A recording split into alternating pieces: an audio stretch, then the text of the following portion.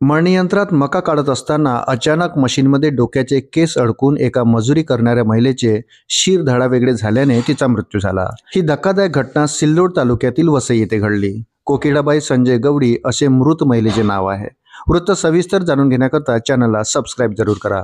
याविषयी अधिक माहिती अशी की वसई येथे गुरुवारी दुपारी गावातील फकीरराव सनानसे यांच्या शेतात मका काढण्याचे काम सुरू होते। यासाठी कोकिडाबाई गवडीसह इतर मजूर महिला तेथे काम करीत होत्या।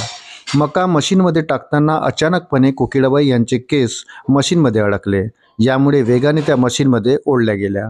अत्यंत गरीब असलेल्या कोकिडाबाई आणि संजय गवडी या दाम्पत्याकडे केवळ 1.5 एकर शेती आहे। शेतीतून मिळणारे उत्पन्न चरितार्थासाठी पुरेसे नसल्याने दोघेही पती पत्नी रोज मजुरीची कामे करतात। त्यांना 2 मुली आणि 1 मुलगा आहे।